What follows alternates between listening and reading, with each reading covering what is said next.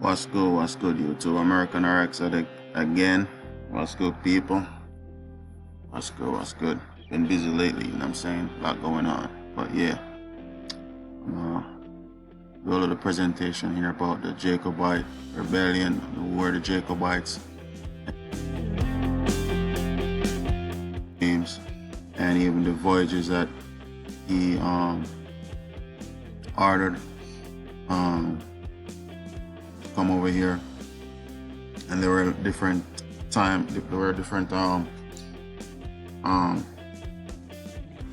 periods of the Jacobite rebellion, right? And just connecting the dots of even what led to the Virginia Company and the charters that was written up by King James. And as you know, King James is the same. Speaking of the King James of the 1611 King James version of the Bible. So yeah, let's build. So it's a website I found, Kantara.org.uk. Shout out, fair use for this knowledge. So yeah, let's build. So we'll build up on King James and all his years, you know what I'm saying? So Jacobite cause, right? Culloden, the very name sends shivers down the spine of most Scots. It was here in the bleak moorland, right, that the Jacobite attempt to seize the crown for the Stuart family died, right? So the Stuart family, that's the family where King James hailed from, all right? Culloden on an April day can be very cold and bleak. The long grassy scrubland and bogs make this a very inhospitable area of Scotland. So why did the last battle to take place in this country happen here? Many have asked this question, and the answer could only come from one person, Charles Edward Stuart, Bonnie Prince Charlie, as history remembers him. Charles had landed in Scotland with the intention of fighting for what he believed to be his father's crown. In truth, he very nearly achieved his objective.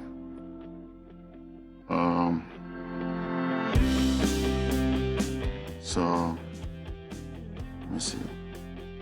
He had perhaps, in hindsight, naively listened to the words of a spy. This spy claimed there was an army of 30,000 approaching his small Derby. How had Charles ended up in Derby? Well, to answer that question, we have to go back further in time to the birth of England, right? The significance of James being born has been paramount in Scotland history. Many historical events stem from this person's birth. The word Jacobites comes from the Jacobs, or James, right? From the royal house of Stuart. The followers of James 5th through to 7 were therefore known as Jacobites. James Charles Stuart was born on June 19, 1566 at Edinburgh Castle in Scotland. His father, Lord Darnley, was murdered in early 1567 before young James was even 1 year old. His mother was the famous Mary, Queen of Scots. She ascended to Scottish throne, but her reign, however, was short-lived as she was forced to abdicate in favor of her son on July 24, 1567. The infant James was crowned King James, so he was crowned as an infant, the 6th of Scotland. 5 days later, he was only 13 months old at the time. So if this King James was crowned as an infant, as a king, why can't we be crowned as kings and queens? You know what I'm saying? You know what I'm saying? Just think about it.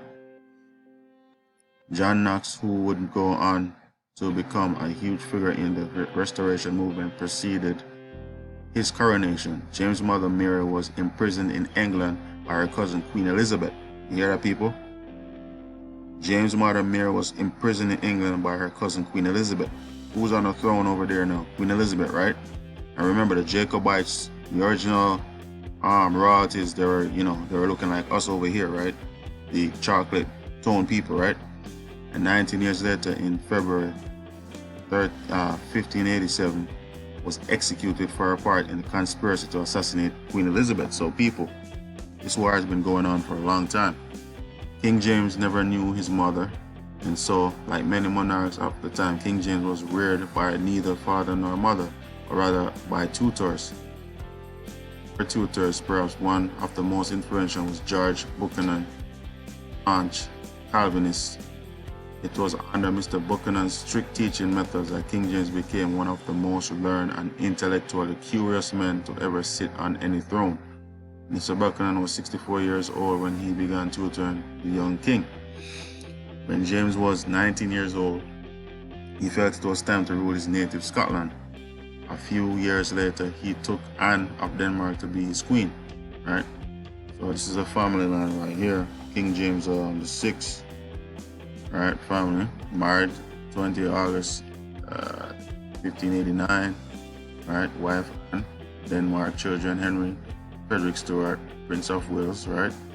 Stuart childbirth, all his children, right? Margaret Stuart, Bruce Stuart. Okay, so the Stuart, all the Stuarts that's the house of Stuart. Okay, King James believed in divine right of kings, monarch duties to reign according to God's law, right? So remember, King James version of the Bible, right? Bear in mind, all right? In true law of free monarchies, James wrote, out of the law of God, the duty and allegiance of the people of their law, obedience, I say, ought to be to him as to God's lieutenant in earth, obeying his commands in all things except directly against God, as the commands of God, minister acknowledging him, and judge set by God over them, having power to judge them, but to be judged only by God. Alright? So that was his way of putting it together, right? He began grooming his son Henry to take over his kingly duties. James was quite often an ill man, and he had also survived attempts made without proper instruction. James wrote Basilicon Daran, which means the kingly gift. Basilicon Daran was not meant for a general publication, but for the benefit of the young prince in the likely event that his father would not survive the personal deposits knowledge to him. There are two small quotations from the book. Right, so I'm gonna skip all of that, right, and get to the meat and potatoes. King James had always had a great ambition to be first king in history to rule both Scotland and England, and in the year 1603, Queen Elizabeth I died.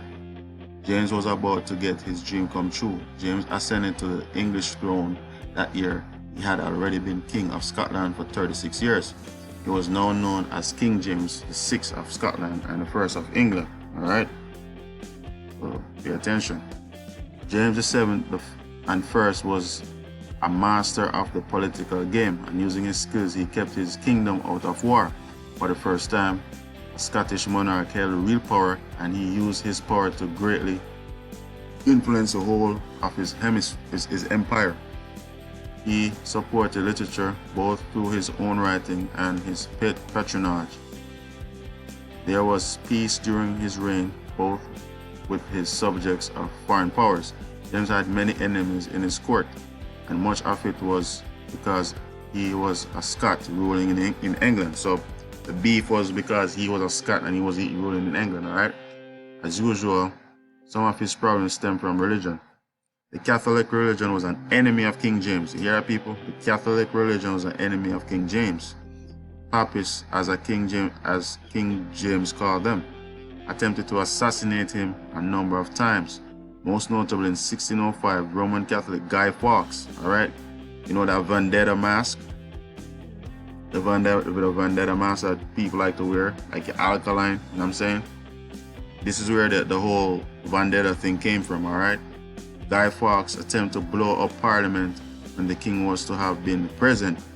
Conspiracy was discovered and all co-conspirators was executed. This failed attempt is celebrated on November 5th each year and is known as Guy Fawkes Night. Alright, people? So that Vendetta Mass was all about this Stuart situation going on here, right? They wanted to execute him, alright? King James was an evangelist. King James was an evangelist of the true gospel, alright? True gospel, alright? The 10 Commandments and all that, right? Which automatically made him an enemy of Rome. Okay, people? So there was a fight going on here, right? Between Rome and the Jacobites, alright? King James strongly delineated the errors of Roman superstition, alright? Like your Jesus, for example, that's superstition, and spurned them, yet he treated Romanist subjects fairly.